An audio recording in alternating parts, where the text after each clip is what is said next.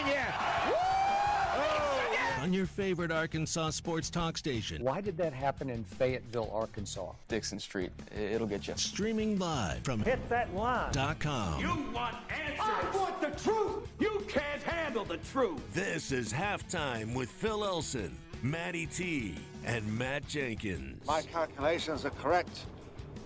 When this baby hits 88 miles per hour, you're going to see some serious... Jones for the win. He got it. He got it. He got it! Mason Jones banks in a three with 0.1 seconds to play! Hey, hold on, it's almost halftime.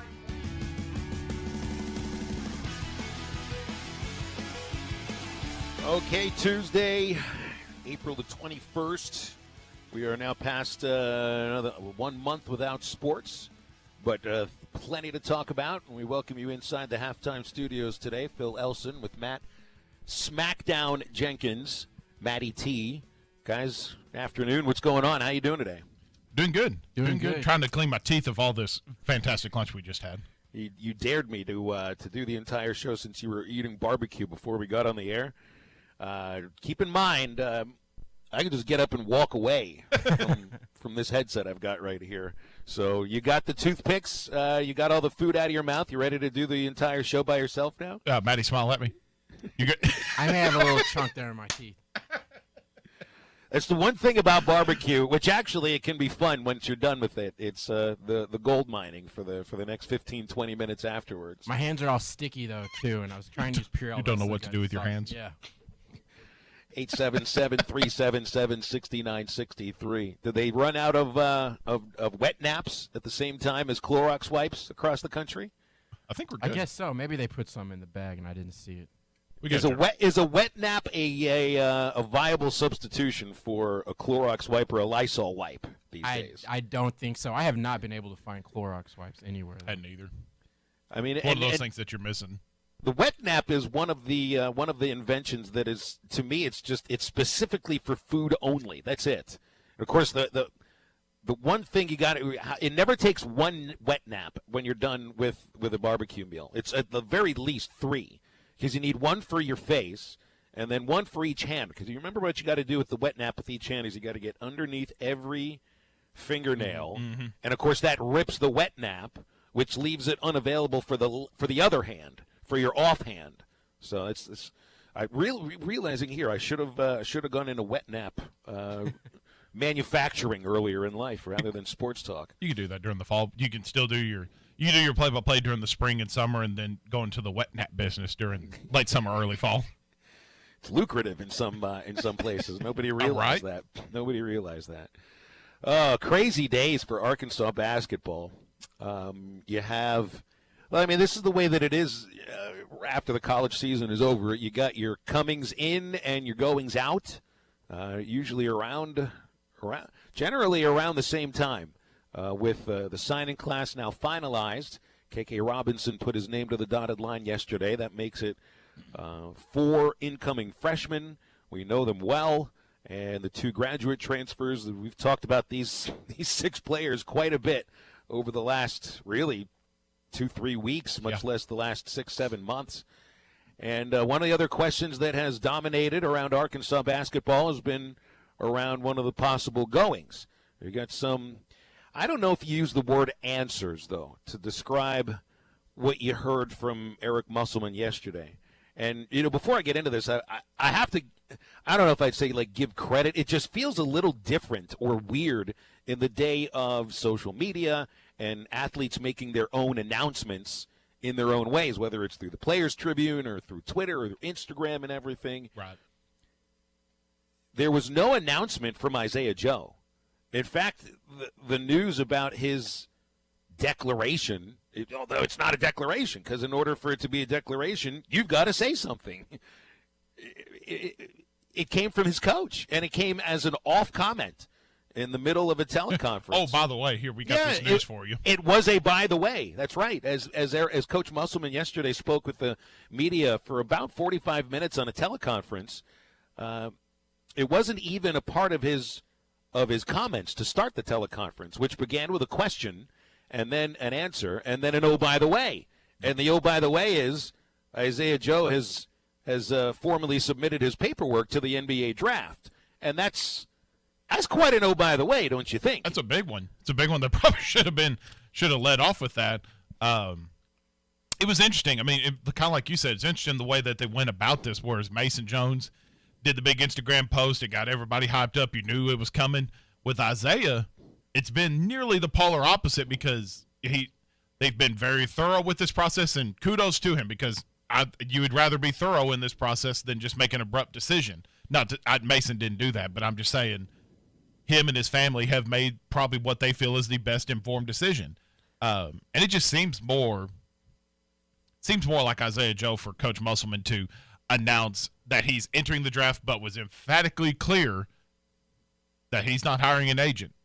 But it's not even a decision, really. It's like a quasi-decision. It's like it's what the NBA has allowed these players to do now these last 3 years is to put your toe in the water and see what the temperature feels like. You'll get your feedback from the advisory board, and Coach Muss declined to tell the media what Joe was informed. That makes perfect sense.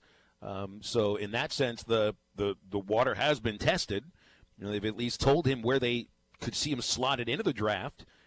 They still have, and so does Mason Jones, still have, 5-6 weeks before you have to make your final decision. I mean, the deadline is, June 3rd for once a player makes the decision final, once you can take your name out of the pool.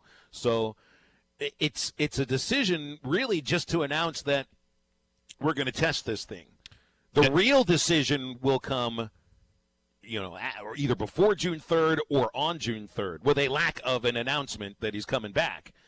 So it's no surprise yesterday. It almost felt like a non-newsy news moment.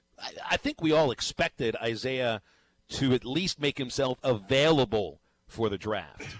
Whether or not he stays in is the real question, and that's yet to be answered. Seems to me, just the way it sounded, and the way that Musselman portrayed it, and obviously we still haven't heard from Isaiah Joe himself or any of his family, to me, it lent more on the side that he could be returning rather than going, because just how clear they made it, he is not hiring an agent. It'd be different if he said, okay, we're just going to go into this, we're not going to hire an agent, kind of along the same lines as Mason Jones did, because we got the exact opposite reaction. Yes, he could still theoretically come back, but the manner in which he told it to us, you got the idea is like, okay, unless if something drastic happens in the combine or whatever it may be, he's not coming back. Now, I don't know. To me, it just seemed like the exact opposite. Muss made it seem that he's still part of the team. Yes. Isaiah's still taking part in team meetings via Zoom. We didn't hear that about Mason Jones. Both of them are still on the online Arkansas basketball roster. So Jalen Harris is off that roster. All the any of the guys who decided to go elsewhere, they're not on that roster any longer. So Mason is still there. Isaiah is also still there, and I mean, both of them are going at this in much different ways. It doesn't feel right now like Mason Jones is still a part of the Arkansas basketball team. It does feel like Isaiah Joe is, even though neither of them have signed with an agent. I think most of us expect that Mason's going to stay in the NBA draft, and that there's a chance that Isaiah comes back. And I think that Isaiah Joe can increase his draft stock a little bit. I don't know if he can get back into the the top 30, but I've even seen one draft board that's got him outside the second round. I mean, what do you have with Isaiah Joe here? He'd be one of the better returning players in college basketball if he does come back. And we know about the shooting range. We know about his defensive ability, but I think when it comes offensively, I wonder if NBA teams view him a little bit as a one-trick pony, as specifically a three-point shooter with tons of range. And that's got its place in the NBA, no doubt. But he's not as well-rounded of an offensive player as Mason Jones is. I mean, 2/3 of Isaiah's shots came behind the three-point line. He finished with a 36% field goal rate for the season. That's not very good. Most of those were three-point shots. He is a good three-point shooter. But I just don't know if there's a ton of other ways for him to score. He doesn't get to the foul line a ton. When he gets there, he hits his free throws. I just think there's a little more for Isaiah to add. I agree. I think kind of He can shoot. He can do all those good things. But kind of like you mentioned, if he was to come back and kind of work on the dribble drive game, getting to the bucket like Mason Jones did, that would definitely make him more of an appealing prospect. But sometimes you can't beat shooting, and that's what the NBA's turned into, is a three-point shot. He's one of the best to do it.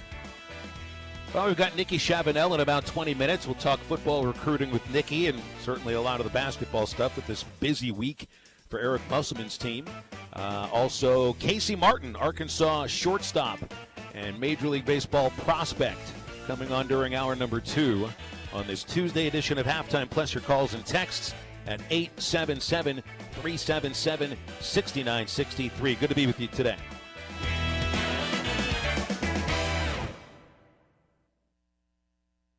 The Morning Rush with Ty Richardson and Tommy Kraft. Is this your official endorsement of the Morning Rush? As I was pulling out, I said, I'm going to try this call-in number and see if they really pick up or if they just put you on hold, or how does this really work? My first official call-in. I appreciate you guys putting me on. I didn't know if you were going to tell me I had to call back. Well, head coaches go to the front of the line, I guess, around here. Don't miss the Morning Rush. Weekdays from 6 till 9. Only on ESPN 95.3.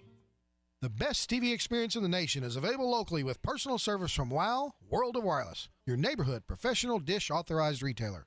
Dish has the Hopper 3, the most advanced DVR, and delivers a premium viewing experience. Tired of running out of DVR space? With the Hopper 3, you can record up to 2,000 hours of your favorite programming and watch your very own favorite channels and DVR recording anywhere you go on your phone or tablet. Call now, WOW World of Wireless at 877-305-DISH. That's 877-305-3474 for more details. Or stop by our location at the corner of Phoenix and Rogers Avenue in Fort Smith, or visit us online at shopwownow.com. Get the Hopper 3 today by calling WOW World of Wireless at 877-305-DISH. That's 877-305-3474. Or online at shopwownow.com. Monthly equipment fees and other restrictions apply. Recording hours vary. 2,000 hours based on SD programming. Remote viewing requires internet connection and compatible mobile device. Spring is here, and there's no better time to get back out on the road. Time for windows rolled down and radios turned up. Southern Tire Mart proudly offers America's most trusted brands, such as Toyo. They also offer oil changes, tire alignments, and much more.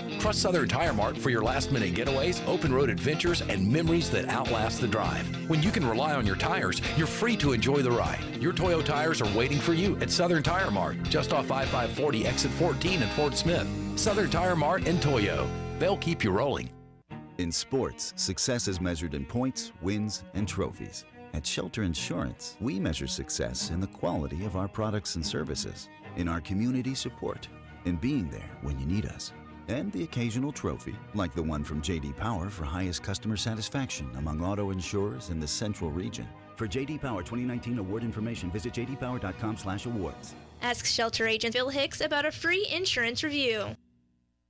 Do you own apartment complexes, condos, and rental property? Then you have made a great investment. Now make another great decision by calling Trinity Multifamily to help you maximize your return. Trinity Multifamily offers full-service property management, marketing, leasing, sales, and all the services to make your cash flow. Take the hassles and frustrations out of ownership and call Trinity Multifamily at 479-452-1817 or online at trinitymultifamily.com. Trinity Multifamily, your teammate in the real estate game. Over $11,000 off on a 2020 Ford F-150 at the all-new Harry Robinson Sallisaw Ford, 1 mile south of exit 308 off I-40 in Sallisaw, Oklahoma. These are huge savings right now, Troy. $11,000 off on an F-150. Hey, and one thing you didn't say there is this is a four-wheel drive, too. So over $11,000 off. This thing stickers for over $47,000, and it can be yours for $35,999. You're talking about a brand new 2020 Ford F-150 four-wheel drive for $35,999. Come and take advantage of it. These are deals like we've never seen before, and as you mentioned, the four-wheel drive, the F-150's been number one for more than 40 years, and with $11,000 off, we're talking a low payment as well. Hey, definitely. And here's another thing, too. Make sure you give us a call and you ask us about the 0% financing right now. A lot of these new vehicles have the 0% financing and no payment for 120 days. Come out here, chat with us. Let's work a deal, guys. Harry Robinson Sallisaw Ford, 1 mile south of exit 308 off I-40 in Sallisaw. This is ESPN 95.3. Hey, Surrey!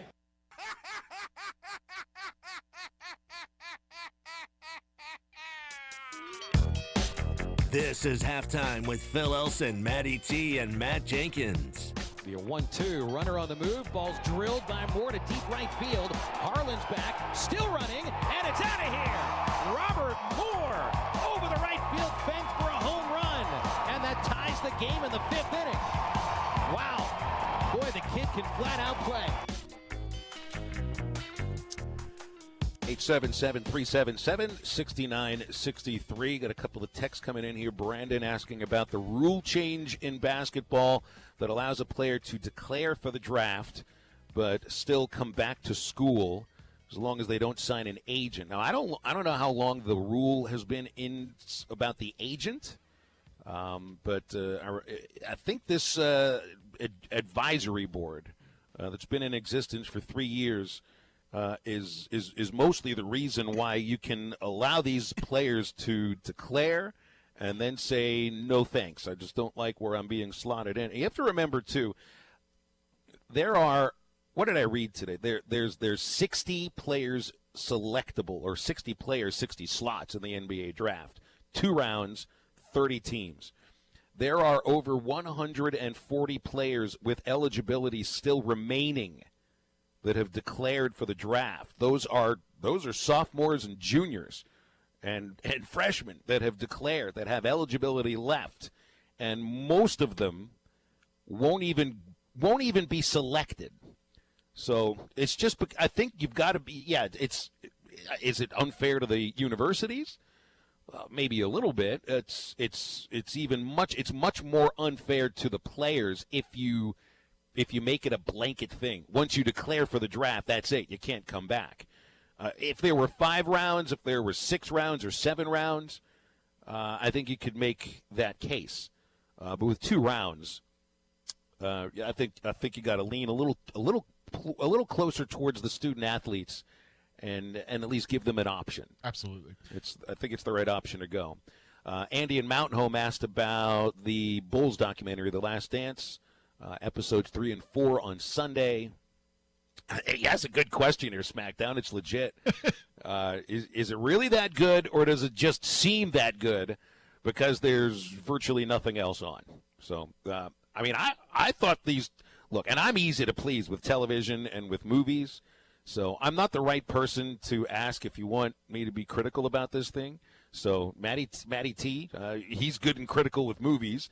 SmackDown, you want to be critical about The Last Dance? What do you think? I thought it was really good. Watched 1 and 2 yesterday afternoon as soon as we got done with halftime, and I think for me, it was really good for me because excuse me, had baked beans in my mouth. This is what happens when you eat on the air. No, I didn't eat on the air. It's just there was one stuck. Anyway, okay, you're saving it for later. Yes. That's a classic line, by the way. Can that go in your epitaph? Sorry, I've got baked beans in my mouth. Sorry. I think for me, like, I knew the history of the Bulls, but I didn't know, like, the in-depth portion of it. So for me, I enjoy, like, sports documentaries, and that one, it was as well-produced and well-done as any of them that ESPN has done. So for me, I would still say the same thing even if we were in the midst of sports season right now. So, I don't know. For me, absolutely fantastic. Jerry Krause is one of the worst human beings in the planet. And you did hear him described as a lovely person a couple of times on those episodes, you right? cannot convince me that I don't understand why he wanted to rebuild when they've won 5 freaking championships. I know. I don't. That doesn't make sense to me. Now, 2, if you missed 2, fine, whatever. But no, Michael was completely right because he mentioned in there that I'm going to save that for get off my lawn. Never mind. I'm going to hold that thought. Well, and I've got to get off my lawn that involves that, too. Of course, we'll close the show out with Get Off My Lawn. But one of the things I don't understand about this whole thing is why does it seem that Jerry Reinsdorf gets off scot-free? Right? Everything is focused, all the hatred is focused on Jerry Krause, not on the guy where the buck actually did stop. Who owned the team, for crying out loud? Yeah. Reinsdorf at least realized he had the sort of power that he had to go convince Phil Jackson to come back for that last year. Could he, I don't know, fire Krause? It didn't seem like he was up for doing that. So anyway, that's for later on. I don't get how Reinsdorf gets off so scot-free. I do get, though, where Andy's coming from because for some people, I mean, this is the first, like, actual sporting stuff that we have to do. So I get where he's coming from, but no, I supremely enjoyed it, and was ready for episode 3. But I think, Andy's got a legit question, but I do think that just judging by the first 2 episodes, it's the production values are great. Yes, the soundtrack is great. It feels fresh. It feels like not all information that's been rehashed already. I think it's really good, but I also think that Andy's got a point. There's a little added hype to this because we don't have anything else that we can all focus on at the same time. I think that's what makes the excitement level about the NFL draft this weekend, starting Thursday, so high. And there's usually excitement for the NFL draft anyway, just because it's the NFL draft. But I think what we're missing in sports now, and you see all different shows, all different radio shows focusing on different things to talk about inside sports or outside sports. All those sports networks are trying this and that to get some eyes to the TV. But what we don't have, and what we would have had over the last month, is a thing that all of us were watching at the same time. Right. Look, and we're all watching the news, maybe a little bit more than usual, but we all watch different news channels. So we're getting information from different places, which means in some cases we're getting different information. But what are we all watching during the NCAA basketball tournament? Even though we're not all huge basketball fans, we're all watching the freaking tournament. We're all talking about it. It's a shared experience, and that's one of the things that I think brings us together as sports fans is the shared experience of watching the NFL playoffs during January and living that excitement, which of course culminates in the Super Bowl, which is the biggest shared experience maybe outside of Election Day on the United States. We haven't had anything like that in the last month outside of the misery some people feel, with the economy being ground to a halt and a lot of uncertainty. So I think that The Last Dance feels like a shared experience. It feels like a shared sports mass experience with millions of other people, and the ratings apparently look like it was millions of other people. I think that's one of the reasons that we're loving it too. I think what was the number? 6 million, 6 point something million. I think averaged. Average. There ain't no telling how many, like what it'll be by the end of the week. So it was fantastic, and it's what we all needed right now. It's kind of like what I was pitching about WrestleMania. You needed that escape. You needed in the same way that I watched WrestleMania for 2 hours on Sunday, or if you're just now starting to watch it, for 2 hours you were just kind of zoned out and reliving one of the greatest dynasties, if not the greatest dynasty of all time. Well, and that's what was the most popular thing on social media the week after the coronavirus shutdown? It was all about Tiger King. That was the shared experience, as everybody was watching the same show. That's what we're missing now. And we all, being in proximity to people, close to people, either in a theater or in an office where you're working on the same project or inside an arena or a stadium. That's all a shared experience, and we're all robbed of that right now. We don't have any, togetherness. I'm not talking about holding hands and singing Kumbaya and stuff like that. I'm just talking about being around other humans with the same interest. We've been missing out on a lot of that. And as we get closer to the people that you usually live with, your kids, your significant other, your sister, your brother, your mom, your dad, whomever, we're still missing out on the mass shared experience of what sports is. That's what The Last Dance is right now. And I don't think it would be as popular in the summertime under normal conditions when the NBA playoffs were going down and the baseball season is in full swing and you're gearing up for fall football practice. I don't think that they would have as many eyes. It wouldn't have as much buzz. There would be buzz. There would be plenty of people watching. I would watch it too. But I think that the situation that we're facing in this country and sports fans overall right now need something to rally around. The Last Dance is that thing. Absolutely. 100% maybe the NFL draft will be one of those things coming up as well. Maybe for just the first round or so. Actually, I think more people will be watching the draft just to see the glitches. The glitches that may happen. Yeah. We want We want to hear a swear word or two from somebody that doesn't realize that their microphone hasn't been muted. Roger Goodell. Oh, by the way, we're going to be carrying the NFL draft here Thursday night, Friday night, and Saturday during the day. Look at Matty T killing it. Very nice. That's terrific. So starts at 6 or 7. I think it's 7 Thursday, 6 Friday, or I may have those mixed up. But yeah, and then 11 a.m. on Saturday. Well, that's going to be fun. Good. We've also got another classic Arkansas Razorback broadcast. We do. So we've had to switch that up just a little bit. So Saturday, that'll be from 8 to 9. I should have had this written down in here. It'll be right after the NFL draft, and then Sunday it'll be from 2 to 4. Okay. And this this one is College World Series game. Yeah, this is the first baseball rebroadcast. 2018 College World Series victory against Florida, which might be something we can bring up with Casey Martin later on in that game. I know Casey had a couple of big plays in that game against the Gators. But we'll be talking with Nikki Chavanel after the break. Of course, lots going on with Arkansas basketball. And you could say a little bit going on with football right now. The coordinators did speak to the media last week. Nikki was in on that. She was also in on the teleconference with Eric Musselman yesterday.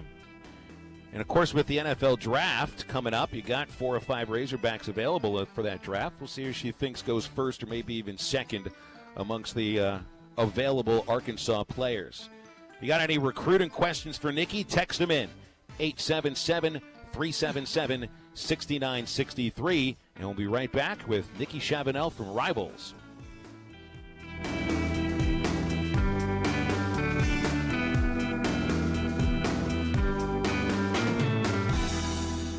Calico County will remain open for delivery and takeout service for many of our menu favorites from 8 a.m. to 7 p.m., including breakfast each day until 11 a.m. Now, you can order takeout to be brought to your car at curbside by calling 479-452-3299, or you can use the Order Online button at our website, calicocounty.net. For delivery, use the Waiter app on your computer or your handheld device, and visit our Facebook page to see any changes in our efforts to continue to service our customers. When it comes to your gas bill, one size does not fit all. So AOG offers many payment options. Did you know you can arrange to pay online with the click of a mouse or pay by phone? You can even sign up for automatic bill payment from your checking or savings account. AOG also has a paperless billing option to reduce that clutter in your mailbox. Of course, you can bring your payment to our 24-hour drop box or to one of many convenient locations throughout our service area. To find a payment option that's a perfect fit, visit AOGC.com. Do you find yourself smacking yourself in the face every time you walk out in your yard? Well, Mosquito Joe can fix your itch. Mosquito Joe has a team of licensed, professional mosquito control experts to rid your yard of those pesky mosquitoes so you can actually enjoy your yard anytime, day or night. To get started for just $39, call Mosquito Joe today, 479-202-9960. That's 202-9960, or visit arkansas.mosquitojoe.com. Did you know that you can get your car serviced or repaired without ever leaving your house?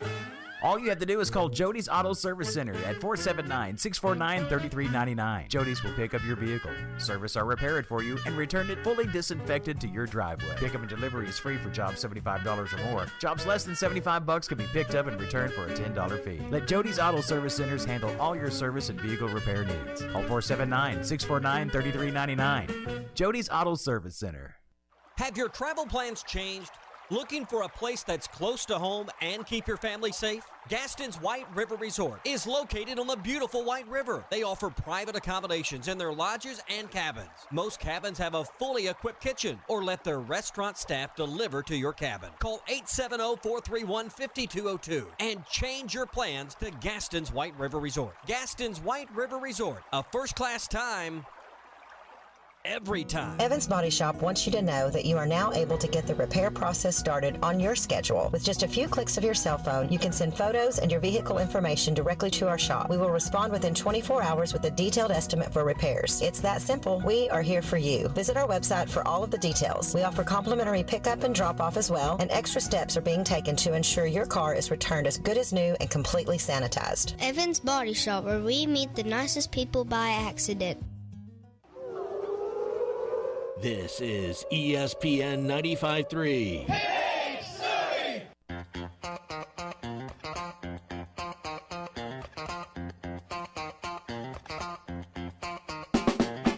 This is Halftime with Phil Elson, Matty T, and Matt Jenkins.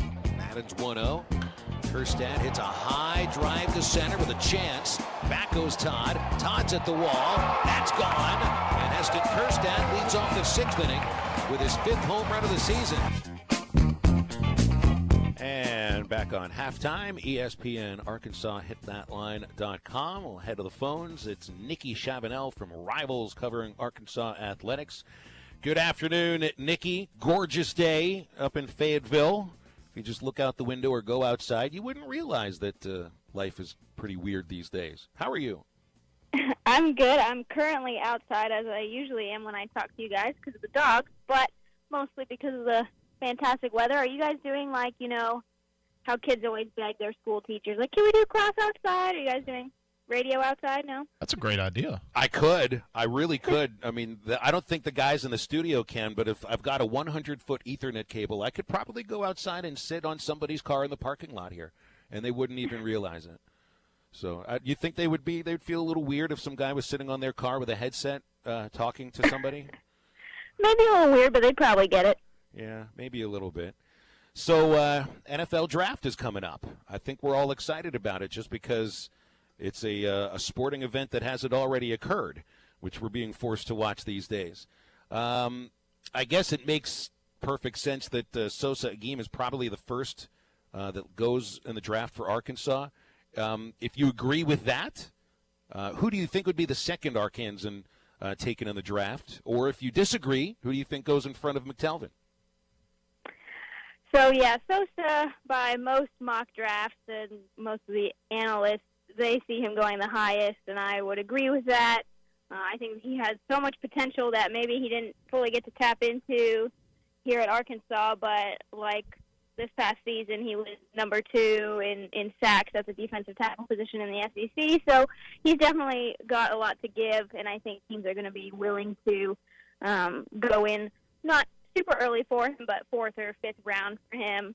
And then DJ O'Grady, he could go as high as, you know, maybe the mid-5th round, but I think that a lot of teams maybe have backed off on him just based on everything that they've learned and his history of maybe not taking things super seriously. So if they can get him in the 6th or 7th, they'll probably wait. They're not going to be really rushing to take him. And then Cam Curl, he's the 3rd guy I predict getting drafted. He's probably, you know, a 6th or 7th round pick, probably in the 7th round, just because a lot of teams may not know exactly where he might project. Some mock drafts have him as a corner. Some have him as a safety. I would probably draft him as a safety. But, and then, you know, Scooter Harris, he's not likely to get drafted, but would be a good free agent pickup for sure. Just see where Mel Kiper, and maybe he says this about a bunch of players the week of the draft, but he called Cam Curl a potential sleeper. Is the biggest issue for Curl a little bit of a lack of speed and teams not quite sure what position he would play? Yeah, I think that's probably it. He showed decent speed at the combine. I could probably pull it up. Yeah. I remember I thought I saw 4.6.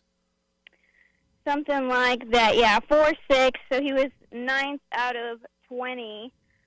So not elite speed, but he gets the job done. I just hope that the tape wasn't too bad based on, you know, just Arkansas's whole defense, that someone will take a chance on him, at least in the 6th round. That'd be really good for him, I think.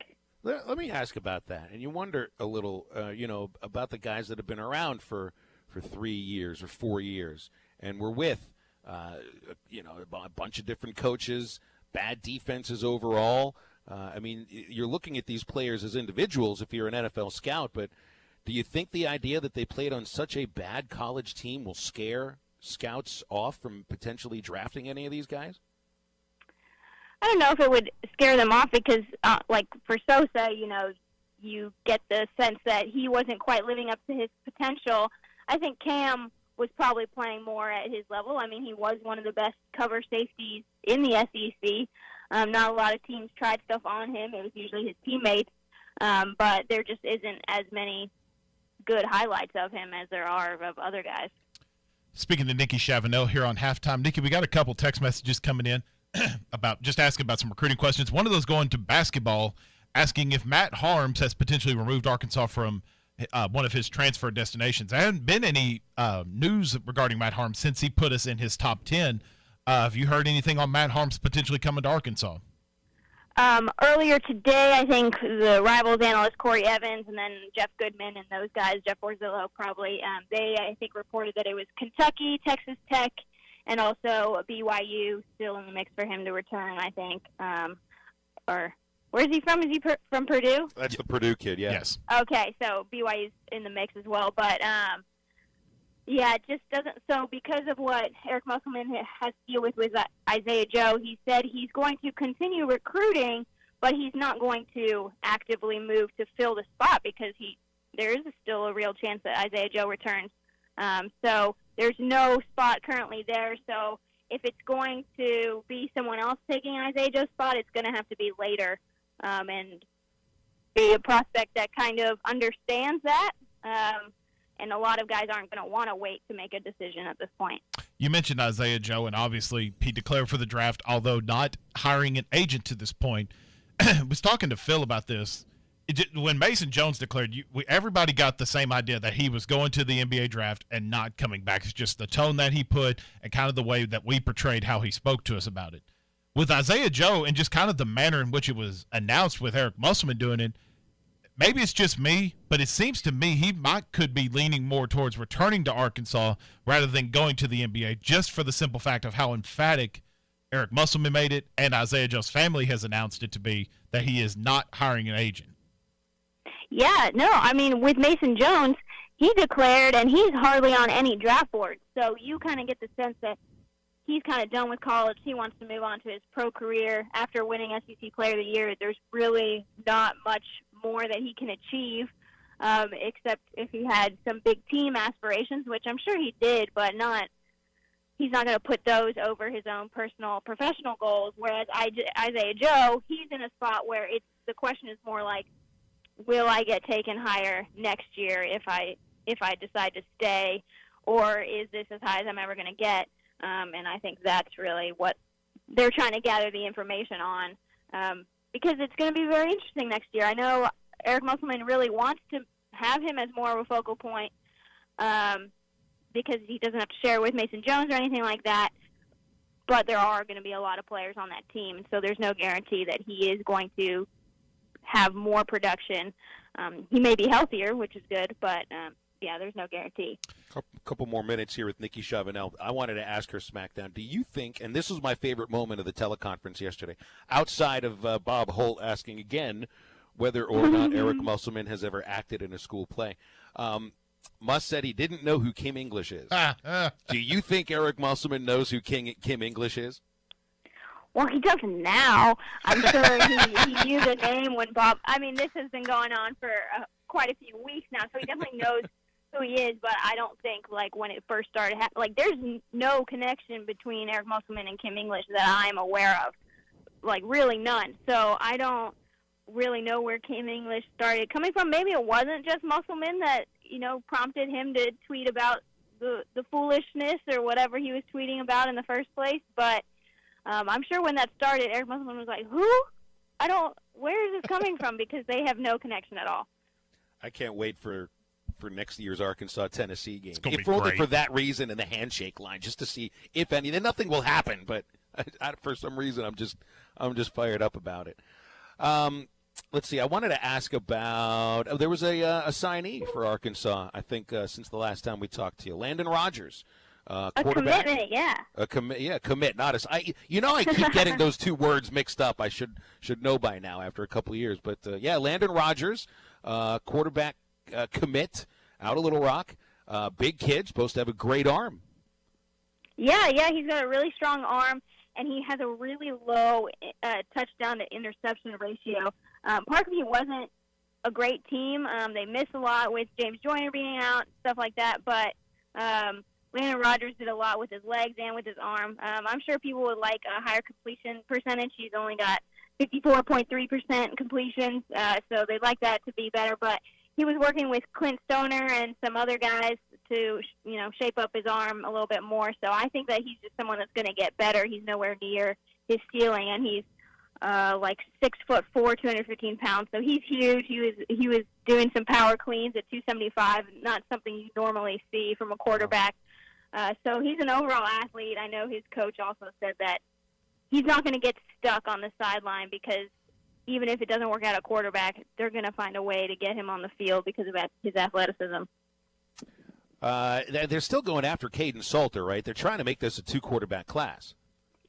Based on the numbers, it definitely looks like they'll have room for 2 quarterbacks. So they're still pursuing Caden Salter, Kyron Drones, and now Lucas Coley, who is another Texas quarterback, all dual-threat guys.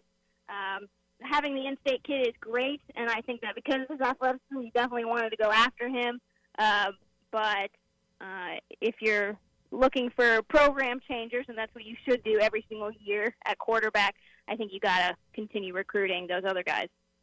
Nikki, we're coming against the break, but I wanted to ask you real quick about the Northside athlete that narrowed down his list of schools that he's coming to, or potentially coming to. That's Drayden Norwood. Had Georgia, Missouri, Notre Dame, and Oklahoma along with Arkansas in there. This would be a big-time gift for Sam Pittman. Yeah, Arkansas is right. Drayden Norwood does not talk very often, so we don't really know where his head's at. But he's only visited Arkansas, Oklahoma, and Missouri out of that list. Georgia and Notre Dame are more recent offers, and then his brother went to Oklahoma. So I think that's something to kind of keep in mind. Either his brother or his cousin. I'll have to double-check on that. But he has family that went to Oklahoma that didn't get recruited at Arkansas, so I would look at those 2 schools the heaviest, with, I think, Arkansas having the lead. Nikki, great stuff. Always appreciate talking with you. Next time, the Pooches are invited on, okay? Because now everybody has their pets come on their media hits. So bring the dogs, okay? Amazing. Sounds good. You got it. That's Nikki Chavanel, Rivals.com, joining us here on Halftime, which is brought to you by Mr. Auto Glass. It's owned by local guy Bobby Gregory for the last 32 years. They'll handle all your glass replacement and repairs for trucks, cars, buses, any heavy equipment. They're open Monday through Friday, 8 to 5 at 3017 Towson Avenue. And they can help you with all your insurance claims, offer high-quality service and safety, mobile on-site service. Most jobs are completed same day in the River Valley. And the number is 782-4441 for appointment. That's Mr. Auto Glass. Again, that's 782-4441 for your appointment. Wrap up the first hour next. We're living in times like never before. Nothing is the same, and we long for the familiar. That's where Western Sizzlin' comes in. Western Sizzlin' is offering our full menu, including mouthwatering flame-kissed steaks, grilled chicken seasoned to perfection, and everyone's favorite, our half-pound juicy burgers. Call our Fort Smith, Van Buren, or Poto locations between 11 and 7 Monday through Sunday for curbside service, or use the Waiter app for the delicious meals you've grown to expect. It's Spring is here, and it's time to get outdoors. Just arrived at Jelco Outdoors. New spring footwear by Salomon, sandals by Aerosol, Keen, Sanuk, and the largest selection of work and safety footwear for men and women in the River Valley. Jelco Outdoors, serving the River Valley with quality footwear since 1983. Shop local. Shop Jelco Outdoors. Tommy Craft for the Fence Man. If you've always wanted powered automatic gates at your home or business, but you didn't know who to call, let me tell you about the Fence Man. 479-782-3936. The Fence Man does it all. Custom wrought iron installations, automatic gates, even controlled access systems, and lots more. Ask about 18-month, same as cash financing with approved credit. For your custom fence and gate needs, call the Fence Man. 479-782-3936. The Fence Man. He ain't afraid of no work. The Arkansas Attorney General warns Arkansans to be aware of scammers impersonating government officials calling or emailing about COVID-19 economic stimulus package eligibility. The AG tells people to only rely on official government websites for economic relief information. Never get personal information over the phone or by email. The U.S. government will not be contacting you to determine your eligibility for the stimulus package. If you are contacted by a potential scammer, call the Arkansas AG at 800-482-8982 or visit the arkansasag.gov website. With everything going on, Mother's Day may not be top of mind for many of us, but now, more than ever, reaching out to a special mom in your life can make all the difference to her. And you can trust 1-800-Flowers to help make it special. Right now, 1-800-Flowers. You can get 3 dozen sorbet roses for only $39.99. It's a great way to make every mom feel loved when it matters most. With an impressive mix of pastel shades in pink, orange, and lavender, these roses are guaranteed to show mom how much she's loved. 1-800-Flowers is committed to safety of their team and your family, so they are offering contactless delivery. Picking an early delivery date ensures that your bouquet will arrive in time to make Mom's Day special. Don't put this off. Order today from the official florist of Mother's Day, 1-800-Flowers.com, to order 3 dozen sorbet roses for $39.99. Simple. Go to 1-800-Flowers.com, click the radio icon, enter code Dan. That's 1-800-Flowers.com, code Dan. Hurry. This offer ends Friday. Need to see a doctor but you're concerned about going? River Valley Primary Care is now seeing patients at all 10 clinics by video and phone visits. See a doctor today who can diagnose your condition and prescribe medication if needed. These visits are now covered by most insurance plans. River Valley Primary Care in Ratcliffe, Mountainburg, Mulberry, Clarksville, Lavaca, Lamar, Waldron, and 3 locations in Fort Smith. Call 479-431-2050 or go online to rvpcs.org. See a doctor today by video or phone with River Valley Primary Care.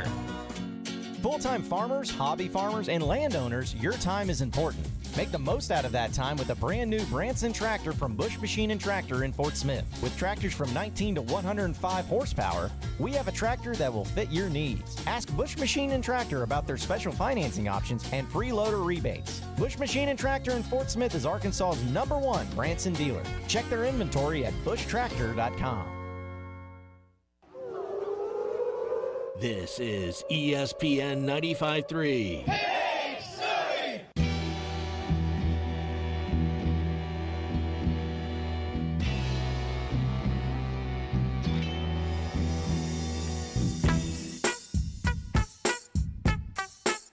You're listening to Halftime with Phil Elson, Matty T, and Matt Jenkins. And it'll be Dungy on the trigger from the baseline. Feeds Ramirez. Catch and shoot 3 by Amber is good.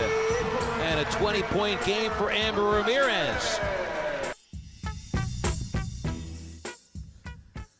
Well, NFL draft starting on Thursday. You know, what's one of the traditions of the NFL draft? What's one of the your favorite things about watching the incoming NFL rookie class? 2 things. The great suit selection that the NFL draft players wear. The wardrobe game is on fleek. Yeah, is that still? Don't say that. Don't say that. You can't say that on a sports show. I didn't know. That's like 10 years ago, I thought. Oh, okay. That's what. Well, now I know. Well, you know, you were out of all of us, you're the person who's been hanging around, high school students more than anybody. I can't say what high school kids are saying on radio. No. Nor should you. No. No. Either that or the very warm ovation that Roger Goodell gets every time he comes out for a pick. Oh, you mean like this?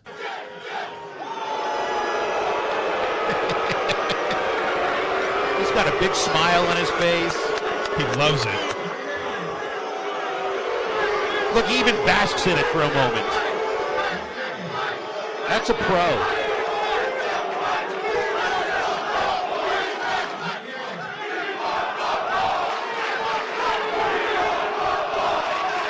This is somebody that I think he enjoys the hatred. I think Roger Goodell bathes in the hatred like Calgon, take me away. Boo, hatred, take me away.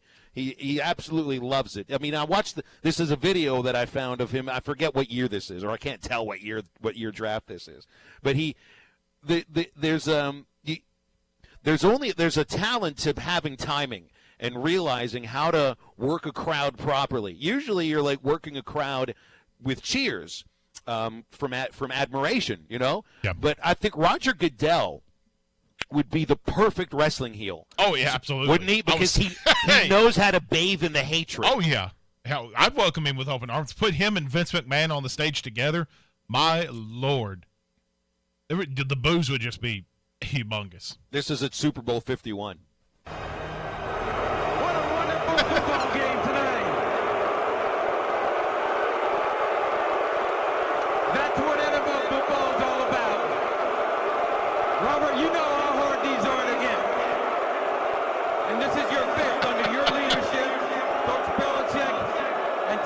Nobody's paying attention to a word he says. No.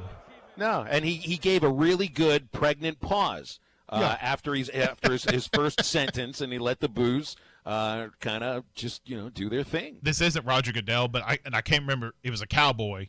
He was you remember the Cowboys player? It was a former. I can't not remember the kid. Well, I'd boo every Cowboys player. But you're asking the wrong person. No, but at the NFL draft, it was a couple years ago. He announced the pick in New York City and just started trashing the Giants. Oh, you remember? Yeah, I can't think of the guy's name. Well, I mean, I remember. Come on, you know what I'm talking about, though. Donovan McNabb was booed immediately, but that was because of that's Philadelphia sports fans being Philly sports fans. True. Goodell, though, I mean, you want proof that he actually enjoys the hatred and wants to be booed? He's encouraging it now through charity. Apparently, Anheuser-Busch will be donating money up to $500,000 for every time Boo the Commish hashtag is used on social media. Of course it is. $1 per hashtag. So, man, I mean, so they're really just donating for a hashtag. They're donating for social media, not the real booze. They should be, really, if you're going to do this properly, because you can't actually get on the teleconference and boo. He won't be able to hear any of this. You need to flood the NFL's Twitter account with boo videos. Yes. That's the only way that you can do this the right way. Either that, or I was going to say they could just put a little CD player next to Roger Goodell when he comes out and announces the pick, so he could just hit play every time it comes out. Boo, boo. Just to make the ambiance seem normal. Is that a true sign that people are going a little bit stir crazy these days? You think? When one man is encouraging the boos, well, hey, the guy makes like $35 million a year, and he's earned every boo he's gotten too. Yeah, he could withstand a boo or two or three or eight. Or 500,000 of them.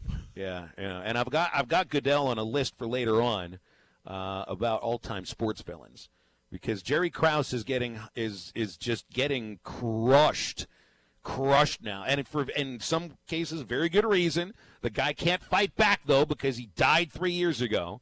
So I feel that we're being a little bit unfair to him.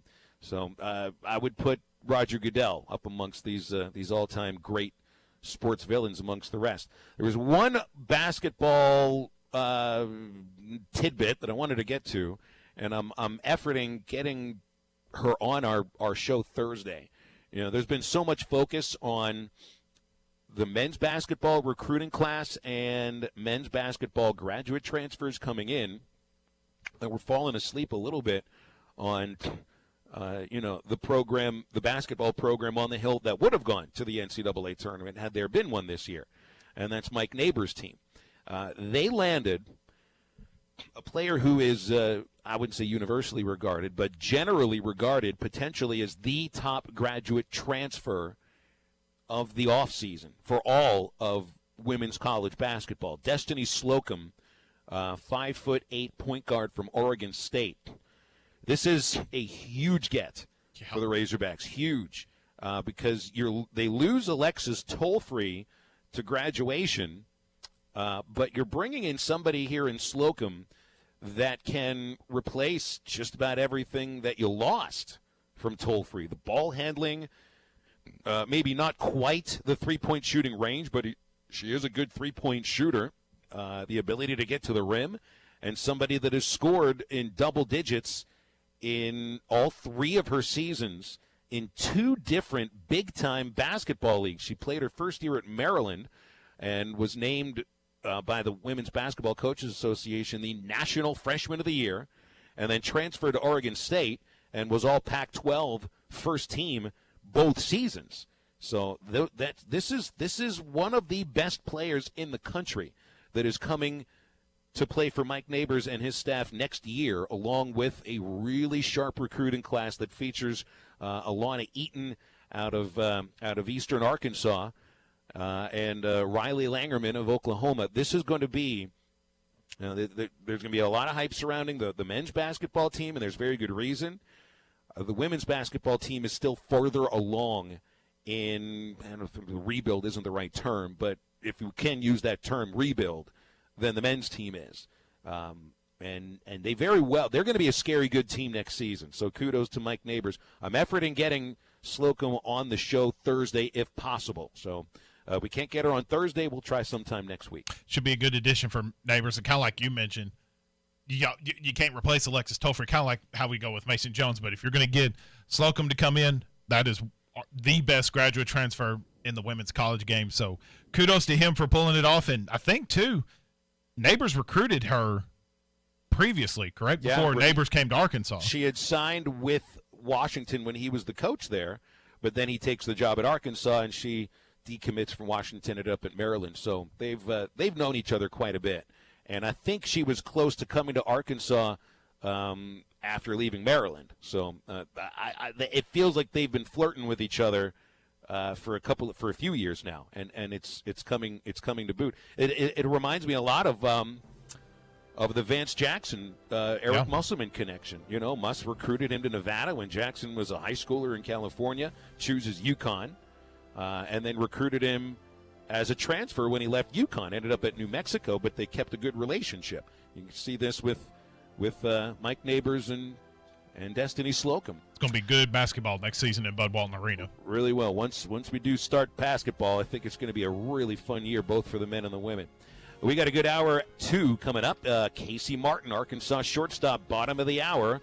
877-377-6963 to get on the show, and we'll come right back after this. Attention Arkansas Valley Electric Cooperative members. Do you need a better internet provider? One who treats you like a member and not a number? Then check out our new fiber internet services from Wave Rural Connect. We are bringing state-of-the-art, high-speed fiber, internet, TV, and phone services right into your home. If you are an Arkansas Valley Electric Cooperative member, go to waveruralconnect.com to sign up. That's waveruralconnect.com or call 1-833-4WAVE-RC. Arkansas Valley Electric Cooperative and Wave Rural Connect, changing the communities we serve. New Bud Light Seltzer, huh? Yep. And it tastes like a hard seltzer, not a beer? Yep. So it's light and refreshing? Yep. With a hint of fruit flavor? Yep. And 100 calories? Yep. You said this is Bud Light Seltzer? Yep. Well, I need to try it. Yep. Oh, that tastes great. Yep. Now, wait, are you just yupping me? Nope. Bud Light Seltzer, unquestionably good. Anheuser-Busch Bud Light Seltzer, IRC Beers, beer in Texas, St. Louis, Missouri. Sports fans, when I can't get over to the track to place my bet, my number one choice for betting on horses and sports online is BetUSRacing.com. BetUSRacing.com offers all the excitement of the track and more. Bet on over 200 tracks right from your phone. Play blackjack, bet the ponies. BetUSRacing.com has you covered. But that's not all. ESPN Arkansas listeners qualify for an exclusive $500 welcome bonus. Just go to BetUSRacing.com/morningrush. That's BetUSRacing.com/morningrush. Sign up today and tell them ESPN Arkansas sent you. Backyard vacations. That's what Burton Pools and Spas can do for you and your family. Hi, Tommy Kraft here for my good friends at Burton Pools and Spas. Have your summer plans been changed? Why not vacation in your own backyard with an in-ground or above-ground pool from Burton Pools and Spas? And Burton Pools and Spas understands your summer plans have likely changed. That's why they have special savings to make your backyard your vacation place this summer. Save up to $700 off on Doughboy above ground pool packages. Hot Spring Spas with instant savings and rebates up to $3,300 off. And endless pool fitness systems with $10,000 in savings right now. So pick up the phone and call Burton Pools and Spas today for a safe and easy shopping experience. They'll be glad to visit with you on the phone. Utilize one of their virtual tours online or video chat with one of their pros. Burton Pools and Spas in Springdale and in Fort Smith and online at burtonpools.com. Burton Pools and Spas, your source for backyard fun. ESPN Arkansas weather. A stray shower or thunderstorm across the north early tonight, otherwise mainly clear sky. Overnight lows in the upper 40s to low 50s. Tuesday, plenty of sunshine, or high in the low 70s north, upper 70s south. And then we'll see widespread showers, a few thunderstorms for Wednesday with highs in the mid to upper 60s. I'm Sally Russell with your forecast on ESPN Arkansas. Outside is fun again with Mosquito Joe. Mosquito Joe rids your yard of pesky mosquitoes, ticks, and fleas so you can enjoy being outside. Call Mosquito Joe at 501-508-2528 or visit ArkansasMosquitoJoe.com. KERX Paris Fort Smith. This is Halftime, coming at you from the Busch Light Studios on ESPN 95.3. It's what I always listen to. These guys are awesome, baby. You can have these guys, ESPN in Arkansas. They do a good job. Live from the Busch Light Studios. I love Arkansas. I love everything here. Give me that thing here. On your favorite Arkansas sports talk station. Why did that happen in Fayetteville, Arkansas? Dixon Street. It'll get you. Streaming live from Hit that line. .com. You want answers. I want the truth. You can't handle the truth. This is Halftime with Phil Elson, Matty T, and Matt Jenkins. My calculations are correct. When this baby hits 88 miles per hour, you're going to see some serious... Jones for the win. He got it. He got it. He got it. Mason Jones banks in a three with 0.1 seconds to play. Hey, hold on. It's almost halftime. Second hour halftime on a beautiful Tuesday. Casey Martin in about 30 minutes. We close out the show with Get Off My Lawn. I was kind of trying to figure out SmackDown. Smacky. Trying to figure out a nickname on your nickname. Because SmackDown actually takes a little bit too long for me to say. Matt is so much easier. So I know you want me to go with SD. Can I just call you Smacky? Or just Smack. Smack? Or Smack could work. Although that could be taken in a couple of different directions that we don't need to go in. Right. You just got to be careful. Yeah, if you do SD, you just got to be careful that we don't put any particular letter in the middle of that. Okay. Well, we'll see what works out. Or you can call me there. Jenkins. A lot of people back home just call me Jenkins. So, like, Phil Elson, Matty T, and Jenkins. Even Jenkins is a little too long. Well, I didn't make my last name, Matty T. Junk. We could go Junk. Just go with that. We here. It's been like 2 months now that we've done this show together, and we're trying a nickname on the nickname and a second nickname already. It's what we've come to with 2 months of no sports. No, but and I've tried to figure out like a new segment, and I realized that in the last month since the sports shutdown began, we've had a couple of interesting segments in which I want our listeners to learn a little bit about us, or at least learn something about us that doesn't necessarily involve sports, right? Okay. So we've done remember the stupidest thing I've ever done? Yep. Which I don't remember what yours was. I don't know if I shared my stupidest thing I've ever done. Well, now, no better moment than now. I thought we did that a month ago. I don't think Here so. I was telling the story of lighting matches under somebody's truck, for crying out loud. Oh, Lord. I mean, I told a story that legitimately could have almost killed me. You got off scot-free? That's not fair. I think we were at the end of the show when that happened, so thank God for that. So go for it. Other than taking this job, what's the stupidest thing you've ever done? Oh, Lord, being a high school teacher. No, I'm just kidding. Other than taking any job you've ever had. Man, stupidest thing I've ever done. It's not as life-threatening as yours was, but we were at the lake one time, and me and one of our good friends, she had these rollerblades, and she was bound and determined to do roller skating on pavement and act like she was skiing. Okay. So you get my point. The only means of transportation we had, I was still too young to drive at the time. I think I may have had my permit, doesn't matter. So the way we figured it out, we had a rope tied to the back of a bicycle. We rigged a piece of wood in between there, so you had the handle, and I had to pull her all the way up a hill. And Phil, my legs were burning oh my God, it was awful. That was probably one of the stupidest things I've done, just because but you had to do what you had to do at that point, because I was pulling a beautiful woman who I was trying to court at the time, and it didn't work out at the time. So you had to do that. Probably stupider than that, on a dare, I was dared to eat flour. Just flat out unbleached flour. Unbleached, yeah, just like cooking flour. How much? I think I did a tablespoon or 2 tablespoons. Oh, that's nothing. You need to go with half a cup, and then I'll be impressed. I thought I was impressed with myself, and then I couldn't breathe for like 10 minutes from coughing. Sounds dangerous. Neither of these things equals out to Greg from Fort Smith, who says he torched some guy's doorbell when he was in grade school and melted it down. Yes. Now, if you got your ass kicked because of that, Greg, that definitely leads to it being even stupider. But if you got away with it, then congratulations, it's not quite so stupid. I don't know. I can't think of other stupid things that I've done. I mean, I've done some goofy things. I'm just. Well, you gave me a couple of them, and I also told everybody about the time I got fired. So, I mean, it's like you learn things about people from hearing about their worst moments and their best moments, and everything in between. I thought maybe we could figure out, a worst date you've ever been on, because we've all been on some really bad dates. And then so I figured there's another way to draw this to sports, which is, did you ever get kicked out of a game? Because I have. I got kicked out of a Pittsburgh Penguins hockey game against the New Jersey Devils. I'll put the blame squarely on my friend Justin Wiener, who would remember him. That the Devils had a defenseman named Bobby Holik, who was a really frustrating player that everybody hated unless you were a Devils fan. My friend Justin stands up during the middle of the hockey game and drops an F-bomb, dropping one on Bobby Holik. He didn't realize that Mr. Security Officer is right underneath us as we're in the first row in the second level.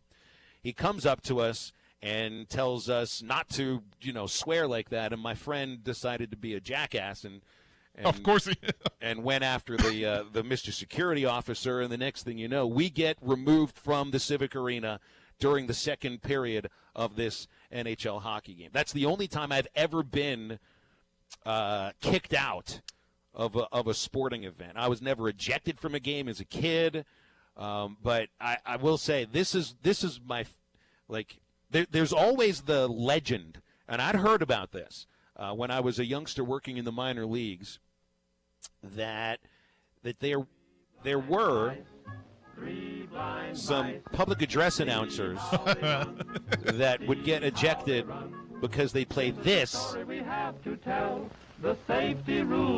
during umpire arguments with managers. Oh, that's fantastic. And then there was the moment that it actually happened. Okay, so let me turn this up a little bit. I remember I had forgotten about this, and then I searched one, and I found the evidence of this from, I think this was 10 years ago, in a Florida State League game in Daytona, Florida. Just listen here.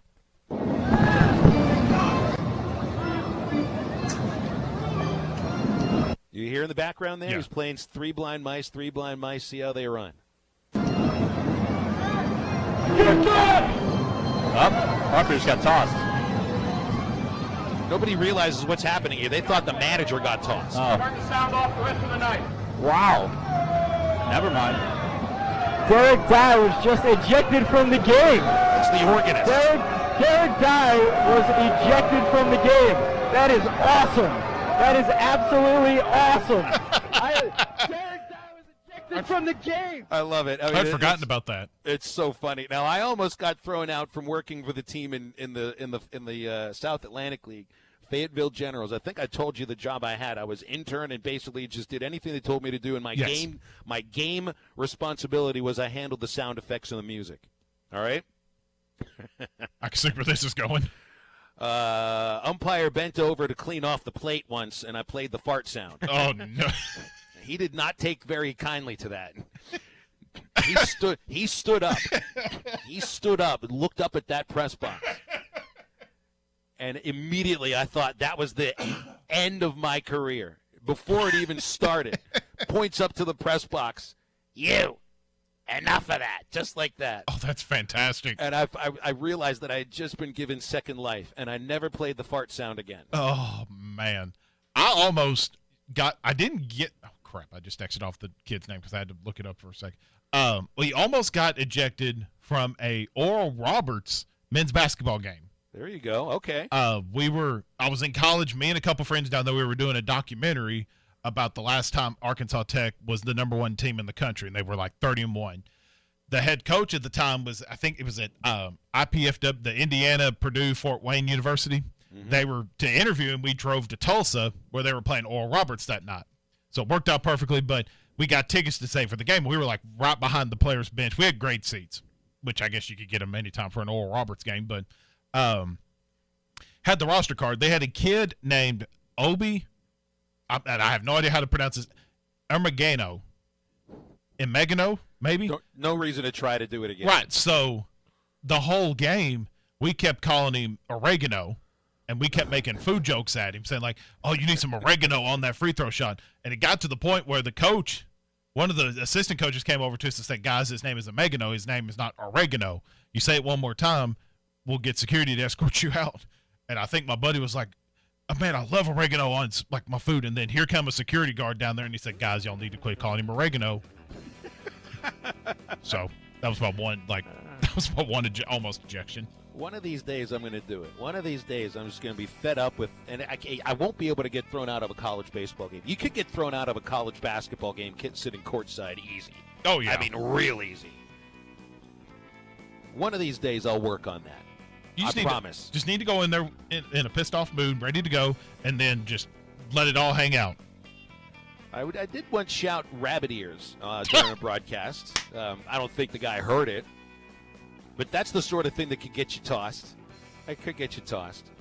Yeah, we're gonna do this segment again. Ever been thrown out of a game? 877-377-6963. Maybe I'll ask Casey Martin that too later on. Huh? Yes. We got Casey in 20 minutes. We got the greatest sports villains of all time up next. Stay tuned.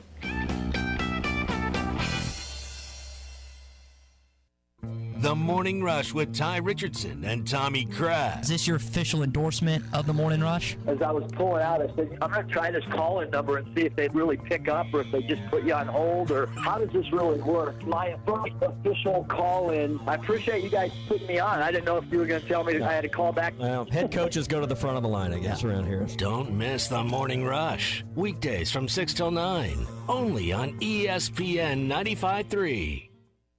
When it comes to your gas bill, one size does not fit all. So AOG offers many payment options. Did you know you can arrange to pay online with the click of a mouse or pay by phone? You can even sign up for automatic bill payment from your checking or savings account. AOG also has a paperless billing option to reduce that clutter in your mailbox. Of course, you can bring your payment to our 24-hour drop box or to one of many convenient locations throughout our service area. To find a payment option that's a perfect fit, visit AOGC.com. Are your workouts more fun than this? Well, if they are, then I want to sign you to an endorsement deal with Michelob Ultra. I'm looking for anyone and everyone who makes working out a blast. If that's you, head to TeamUltra.com for a chance to score awesome perks like Team Ultra gear and more. That's TeamUltra.com to enter. No purchase necessary. Open U.S. residents 21 plus. See official rules at TeamUltra.com. Message and data rates may apply. Void where prohibited. Enjoy responsibly. AB Michelob Ultra Light Beer, St. Louis, Missouri. Family first. My dad used to tell us that all the time. But family first wasn't just something he'd say to us. It was how he lived every day of his life. And it's how I try to live mine too. At Shelter Insurance, our agents are dedicated to helping provide personalized auto, home, and life protection that puts your family first. Ask Wade Gilkey in Fort Smith or Jim Malum in Charleston about Shelter's home insurance.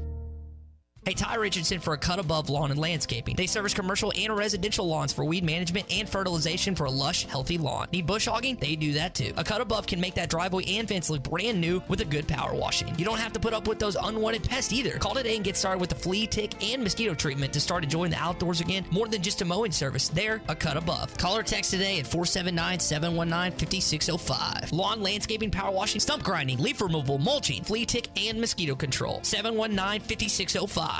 We're now living in uncharted waters with the spread of COVID-19. With the partial closing of a lot of businesses, sadly, some will soon try and turn your possessions into their possessions. Guardtronic has been providing security for homes and businesses for over 60 years. Whether you need a camera system to keep an eye on things or a complete home security system, call Guardtronic 479-785-2323 or go online to guardtronic.com. We have so many worries these days, safety should not be one of them. License E50. The disruption due to the COVID-19 pandemic will not soon be forgotten. As a result, business practices are changing almost daily. At times like these, family means everything. Hey, I'm Drake Smith here for Pinnacle Telecom. If you're a customer of Pinnacle Telecom and need assistance during these challenging times, we are here for you. Call us at 479-242-0000 and give us an opportunity to help, because you are family, and family means everything. Pinnacle Telecom, tomorrow's technology today. Locally owned Lumber One can handle all of your building needs. They've built their business on having great relationships with everybody from contractors and builders to the everyday build-it-yourself. Lumber One is a full-line door shop to handle all of your door, window, and trim needs. And along with lumber, roofing and drywall products, attic wall and floor insulation is available. Lumber One also does blueprint takeoff with access to design services with estimates available. So go where the pros go. Lumber One, located on Industrial Park Road in Van Buren. This is ESPN 95.3.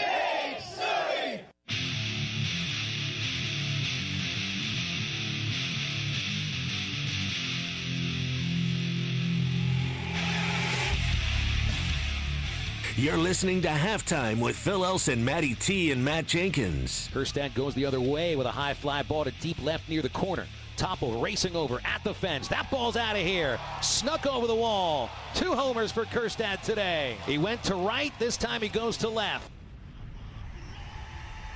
See, Brandon in Natural Dam says he was a catcher in high school. Hollered at his pitcher that they needed glasses behind the plate. Got a warning. But not another single call, even when he was batted. That's not getting thrown out of the game, though, Brandon. That is a gutsy thing to be saying. That's still knows really good, though. Exactly what it is that you're getting at, by the way. So it's not so bad. Another Brandon texting in. No objection. No, he says objection. I think he means ejection. Must be one of those text to voice to text. Gotta love it. Compares to Bobby Valentine getting ejected and then wearing the dugout mustache and as a. As a costume, that was what was the it's one of the all times, that's for sure. What was it? The AAA guy where he got ejected and he spent like 30 minutes and he threw the bag from home plate all the way to the pitcher's mound like a landmine. Oh, several years ago. You're talking about a friend of mine, actually. That's, really? That's Philip Wellman, former Arkansas Travelers manager. Yeah. Really? Currently the manager of the Amarillo Sod Poodles, the defending 2019 Texas League champions. That's right, Welly was the last manager for my Travs before I left there to do the Arkansas Razorback games. And he was a Double-A manager for the Braves. I forget the year, would have been something like 2007, 2008. That's probably the most famous minor league ejection of all time. For those who remember the scene, we have to get Welly on this show at some point. He is beautiful. He really is. He's a beautiful man. Very entertaining and really just a baseball guy through and through, but when he also is the king of the ejection. And I saw, we're Facebook friends, and I saw he got ejected like 4 or 5 times last year in Double-A alone. And you don't have as many ejections in Major League Baseball. Just the same in college baseball because of instant replay. You know, the reason for those arguments has gone away in many cases. Right. Except in minor league baseball. If we still have it, I don't think minor league baseball is even going to get played this year. But there are no replays. And I don't remember what Welly was arguing about, but yeah, that's the one where he he covered home plate with dirt. I mean, that every manager does that, when they're trying to make a scene, but he didn't just cover up the home plate. He crawled to the pitcher's mound on his belly. Right. Remember, he did the Marine crawl. Yeah, he did the Marine crawl, and then he treated the rosin bag like a grenade. he lobbed it at the plate umpire, and it was the perfect throw. It landed right at the dude's feet. Of course, it was perfect. And then he yanked second base out from its moorings and walked off the field with it into center field, into the locker room, which was the door was in the center field fence. That's fantastic. He was the 2014 Travelers manager, and he's a beautiful person. He really is. We need to get him on. He got famous because of that ejection. I mean, there was a Super Bowl commercial that he started. I think it was a Snickers commercial, for how angry you act when you're hangry. I think he was featured in that. You had a couple. Go ahead. I was going to say, he probably got fined like $250 for the ejection, but got paid like $20,000 for the commercial. So it ended up being a great business decision in the end. You've had several people comment on your tweet that you just sent out, too, about ever being thrown out from a game as well. Let's see. I mean, even our one of our radio buddies, John, who does the public address for Arkansas baseball, he used to be a good pitcher, I think, too. He said he was thrown out of a game for plunking the hitter, who also was a pitcher, and it hit 3 of our guys. Now, I want John to do the time I got ejected from a baseball game from being the public address announcer, which I don't think has happened to him yet. That's the kind of – hey, being thrown out of a game as a player is pedestrian. That happens every day. Being thrown out of the game as a fan, being thrown out of the game as a broadcaster, a PA announcer. How about an umpire that gets thrown out of the game? Ooh. We even have one that Drake Toll, who is a broadcaster friend who's actually is a student in Baylor right now, says that he was ejected as an umpire and that it's a fun story. So I'm going to need to get some details on exactly how an umpire gets thrown out of a game. Does he eject himself? Like if he if Matty T was an umpire and he makes a bad strike call, it's like, you know what, that was a ball. I'm ejecting myself. Here's Brandon in Natural Dam was okay. Brandon's telling us a story of when as an umpire he did the throwing out. So again, Brandon, this is stuff like, you getting a warning from an umpire is not you getting thrown out of the game. You throwing out coaches and dozens of parents, and once an entire team stands, that's not you getting thrown out of the game. So I'm just not quite as impressed. No, but I'll give him. Yeah. I will say, but he says he threw out an entire group of fans. You know how much that takes some talent right there to throw out a whole entire side. That's called clearing the bench. With a little extra attitude. It was a bench clearing brawl. My boss back with the Travs, Valentine, he would throw fans out of the game for this reason or that reason. And he would, I can't exactly say what he would say when he threw him out, but I did remind you a couple of days ago that he was an artist with curse words. So you can play Mad Libs yourself if you want to. Got a text from the 479 that said, close play at the plate. I slid in, the catcher dropped the ball, went into my jersey, and the umpire still called me out. I jumped up and grabbed the ball out of my jersey and tossed it at the umpire's feet and said a few choice words. He tossed me out. The umpire told my coach that he was scared of me when my coach asked why. Well, no, I don't know. I feel like I agree with the umpire with this call. The ball never hit the ground. If it's inside your jersey, then that's fair. Let's see. You grabbed the ball out of your jersey and tossed it at the umpire. Umpire still called you out. Yeah, it went into your jersey. Oh, I see. So all right. So maybe the umpire was wrong, but that's great. Was scared of him. Don't ever let the umpire be scared of you. No. Yeah. That's great. This is one of my favorite baseball scenes in a movie is Crash Davis's ejection. Oh, that's a good one. Yeah, and I had some. There was some. You see some great ejections in the minors. Tom Runnels. Was the manager of the Tulsa Drillers, and I forget the year. Runnels was a big league manager for a couple years with the Expos, and you never really get close to the argument unless the field is mic'd up, and the field was mic'd up at Old Driller Stadium in Tulsa when Runnels was arguing with an umpire about his strike zone. He ordered. Let's see. He starts arguing with the umpire along the first base line, then he points into the dugout, and you're thinking, what is he doing? And you can hear him then say, he orders his athletic trainer to come out onto the field and then asked him to administer an eye test to the umpire on the field right then and there. You can hear him say this. And that got him thrown out of the game right then and there. And then he told the trainer... He said, and then bend him over and check him on the other side and see if he's not full of poop at the same time. And we could hear this through the microphone. That was one of the greatest ejection moments I've ever seen. I feel like you would give the umpire a run for his money. Like if you were the manager and the call didn't go again, I feel like you would just tear the umpire up. Well, you want to put on a performance occasionally, right? Why not? You could do it. There was a season. Now the umpires, the minor league umpires struck one year. If it was 2006, I think that was the year that the umpires went on strike. And so the minor leagues each had their own set of umpires in each city, scab umpires that essentially crossed the picket line, but they wouldn't give us the umpires' names. So we had no idea the names of these gentlemen who were working the games locally as the umpires for minor league games. So I'm not just going to call them first base umpire, second base umpire, third base umpire, plate umpire. I gave them names. So, one day you had George Costanza behind home plate, and you had Elaine Bennis as the third base umpire, and Kramer was the first base umpire, and Jerry Seinfeld was at second base. You had another day where I had Dean Martin behind the plate, Jerry Lewis at first base, and Sammy Davis Jr. at third base. And the Texas League president didn't like this. He didn't like that I was having fun with all of this. So he threatened to fine me over it because I kept using these names on the Travelers broadcasts. So he threatened to fine me. I almost felt like doing the line from Rocky, from Rocky 5. Yeah. Sue me for what? It's like, dude, I'm making like $18,000 a year. Like, fine me for what? What are you going to take? I don't have anything. That's about the closest I've come to being ejected as a broadcaster when the league president threatened to fine me. That's fantastic. I love these kind of things, and If you ever really want to be entertained, go back and watch videos of Earl Weaver getting into umpire arguments. I think I've seen one or two before that ESPN has shared it from like their archives. Hall of Fame manager for the Orioles.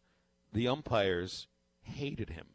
I mean, legitimately hated him. And I think he shared the hatred with them. And there's a famous one there with him and, what's the umpire's name? Bill Haller.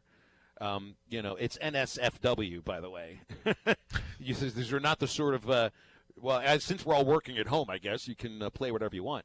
But once you do go back into the office, and there are some virgin ears around you, and you play the Earl Weaver stuff, turn the sound all the way down. Same with the Tommy Lasorda stuff. Those are the ejections that are entertaining, but won't be good for kids. And here it is. I killed all the time that we were going to do this all-time sports villain thing, because Jerry Krause is being unfairly highlighted where he can't. Look, I'm not saying that he shouldn't be criticized for destroying the dynasty, but right now he's the all-time great sports villain because of recency bias, because of The Last Dance and what we're watching. There are a lot of other sports villains out there, even some that continue to play now or coach now, and even some that have ties to the state of Arkansas. I see Bobby Petrino as an all-time sports villain, and I don't think my mind will ever be changed by that. We'll see what the folks in Springfield, Missouri think about that in a couple of years. All right, we're moving on to Casey Martin, Arkansas shortstop, the Jackrabbit from Lone Oak, joining us to talk about a truncated baseball season, where he's improved, where he can improve, and how you get ready for the Major League Draft when you've got no access to the facilities you're used to. He's still a Razorback, not former yet, and it's Casey Martin on Halftime after this. Stay tuned.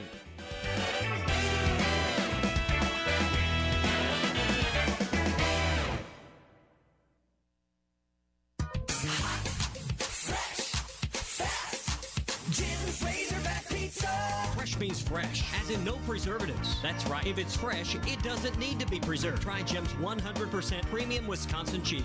Fresh whole milk mozzarella, wood smoked provolone, old world style Romano and Parmesan. The freshest all-you-can-eat salad bar in town. No preservatives and fresh every time. Fresh, fast, Jim's Razorback Pizza. At the corner of Greenwood and Gary in Fort Smith. Tommy Kraft here. When it came time for new gates and some fence repairs at my home, the Fence Man was my first call. The Fence Man does it all, from large commercial jobs to small residential repairs. Wood privacy fence, vinyl fence, commercial or residential chain link, even custom wrought iron fencing. 479-782-3936. 18 months, same as cash financing with approved credit is now available. If it involves fencing, the Fence Man does it. The Fence Man. He ain't afraid of no work. 479-782-3936.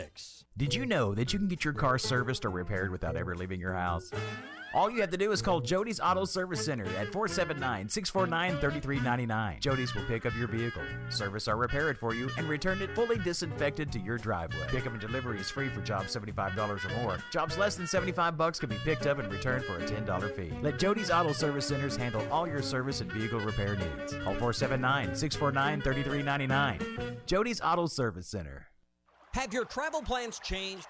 Looking for a place that's close to home and keep your family safe? Gaston's White River Resort is located on the beautiful White River. They offer private accommodations in their lodges and cabins. Most cabins have a fully equipped kitchen, or let their restaurant staff deliver to your cabin. Call 870-431-5202 and change your plans to Gaston's White River Resort. Gaston's White River Resort, a first-class time While you time. can't believe everything on social media these days, you can believe it's possible to start a new life as an IT pro in as little as 4 months from the comfort of your own home, even if you have zero computer experience. Instead of waiting to see what happens when life gets back to normal, take control of your future now. Go to mycomputercareer.edu and take the free career evaluation today. Live online classes meet just twice a week. It's not rocket science. It's mycomputercareer.edu.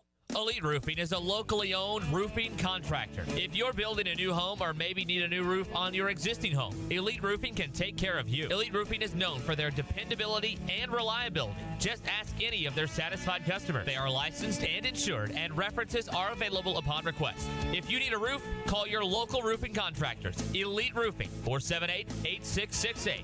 That's 478-8668. Elite Roofing, 478-8668.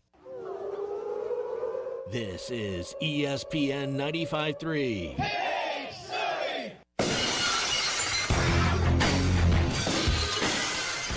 You're listening to Halftime with Phil Elson, Matty T, and Matt Jenkins. Yo, too. He struck him out swinging. There's number 11 for Connor Nolan, a new career high. Let's see here.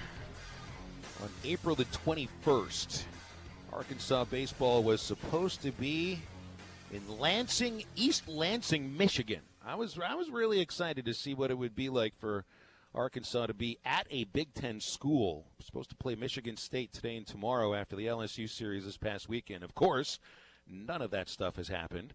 We are not in the East Lansing, but we are talking with Casey Martin, Arkansas shortstop, the Jackrabbit out of Lone Oak, joining us here on Halftime. Casey, man, I wish we were in East Lansing, but we're not. I guess this is at least as a decent substitute. How are you doing? Pretty good, Phil. How are you? Well, I'm all right. I'm good, but when I look at where we should be, where we should be for Arkansas baseball, I can't help it but being a little bit depressed about it. Do you find yourself checking where the schedule would have been? I mean, we had Heston Kjerstad on, I think it was 3 weeks ago, and he said he was still getting notifications on his phone because he still had the schedule programmed in there, and it's a little bit of a bummer. Is your phone reminding you? Are you looking to where we would have been? Because I can't help but do it. Yeah, definitely. I look at it probably about every other day, honestly, and think about, what series we're going to be in, what the series might be, who pitched, how they pitched, how I played. What we could have done and achieved as a team. Get many tweets out every other day or every other weekend. People tag me and say things like, man, we'd be playing LSU on today or whatever it is, and we'll be watching, and they'll tag me in it. Yeah, definitely get constant reminders about it. It's definitely a bummer. Well, but, we've obviously come now a month into the shutdown, so it's something that we've all accepted and learned to live with. So how is it that you, in a time of the year where I know every year of your life, probably of your life that you can remember, this time of the year, you would be playing baseball, not just practicing, not just, taking swings or getting your arm in shape. You would be playing games. So without that right now, and I'm not even talking about prepping for the draft or anything like that. I know you're getting swings, you're staying in shape, but there aren't games. And there's got to feel, there's a void in my life because of that. It must feel the same for you. Yeah. Honestly, I can't tell you the last time that I haven't been playing baseball around this time. There's probably never been a time, honestly, since I started baseball. There's not really much to do. We just stay busy with school at this point. We got about 10 days left.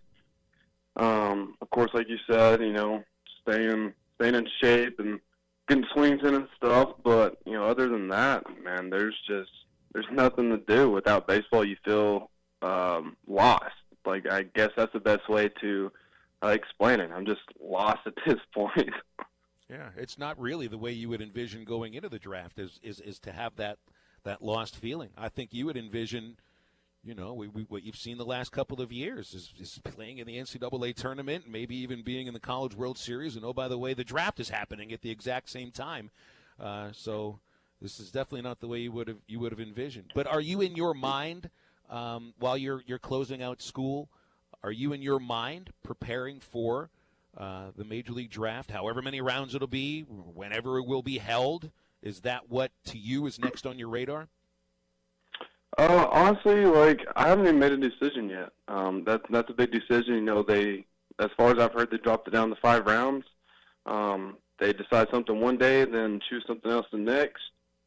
So it's just kind of in the air right now. But, yeah, during this time, still having to wrap your head around it and prepare for it the best you can, no matter what the outcome may be. You have to have, all possibilities locked and loaded and ready to go. So that's definitely something that we have to do right now during this time. Got Casey Martin here on Halftime. Casey, just want to touch on a little bit, and you've been asked this question a million times, I'm sure, but for some of our listeners, you grew up an hour from me. I grew up in Beebe. Obviously, you went to school at Lone Oak. What was it like being a Jackrabbit back during your high school days and then eventually moving on to Fayetteville and becoming a Razorback? Just talk a little bit about your time at Lone Oak. Man, Lone Oak, a lot of people always say they hate high school. Well, I loved high school. I loved the atmosphere. I loved everybody. Being a Jackrabbit, my dad graduated from there, and being able to go there and accomplish some things that I was able to was pretty awesome. Everybody knew my dad, so everybody knew me and my brother growing up.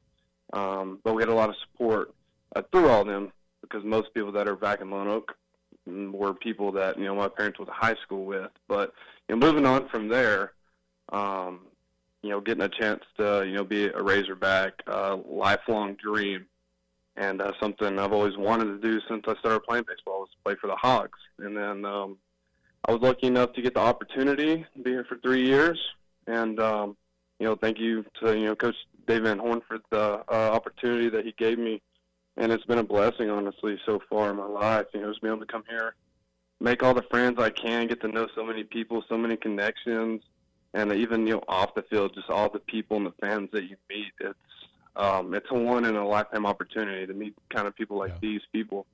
And it's also just been a blessing so far. It just seems to me like, BB and Lone Oak, we're not necessarily small schools, but we're not big schools. And it just seems to me like the athletes that come from those smaller schools, particularly like a Lone Oak and different places like that, you appreciate the game more. And I think you appreciate the opportunities more that come your way. Just like you, you've been nothing but appreciative of coming to Arkansas. And like you said, it's the biggest blessing. It just seems to me like those kids that come from small schools really appreciate it more. Yeah, I think, growing up the way I did, and a lot of people did, going to smaller schools like that, they're more appreciative of things they get.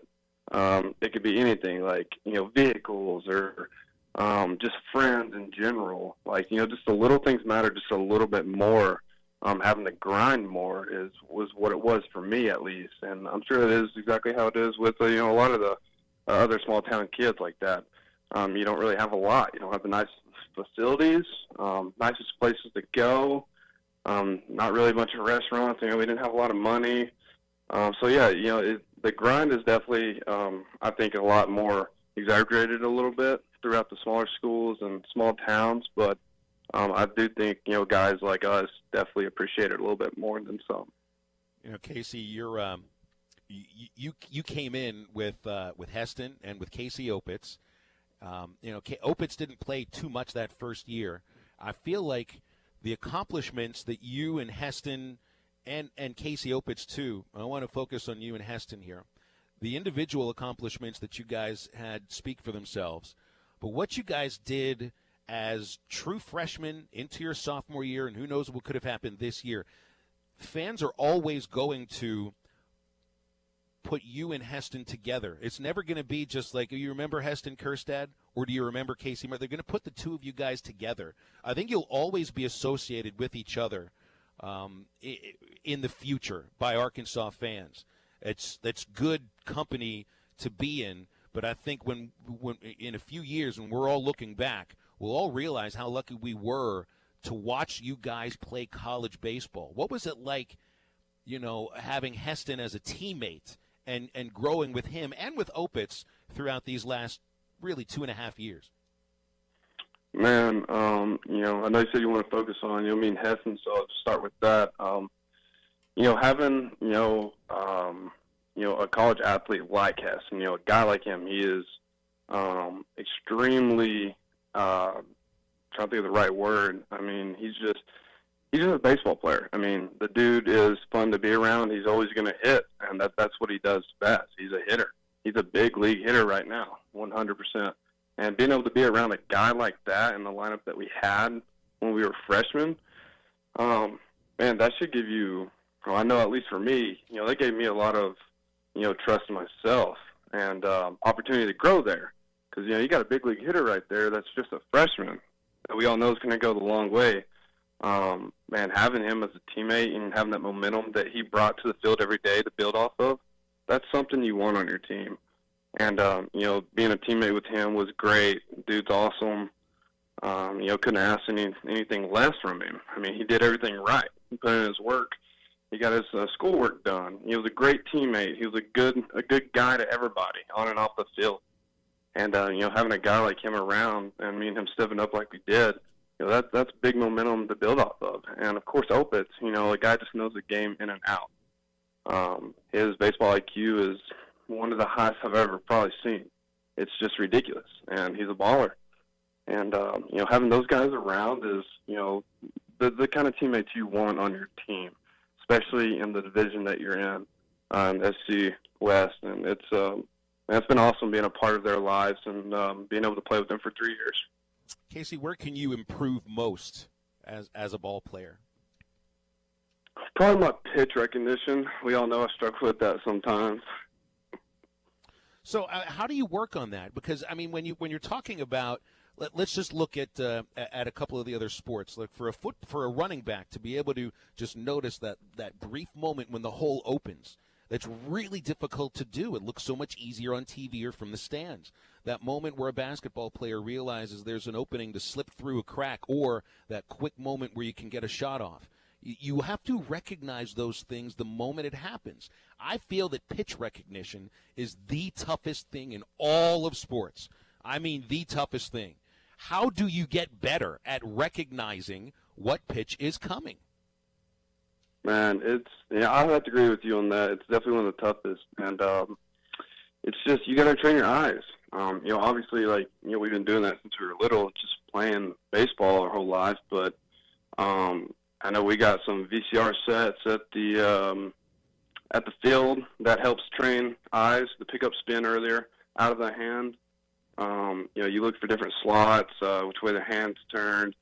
Do they hide the ball better? Do they not? You just go back on video and you just look for those little things. And then, just trying to keep your head still, which goes back to training your eyes. You got to keep your eyes in a locked position, and you can't be looking every other place on the body. You just got to look for the arm slot's a big deal. There's usually a little square window where their arms come through, and that's usually the best place you can pick the spin up out of the hand. But you just got to continue to train your eyes, and it's a lot easier said than done. There's a lot of methods you can use, but at the end of the day, using video and VCR sets and live at bats, just seeing pitches sometimes and not swinging is probably the best thing to do.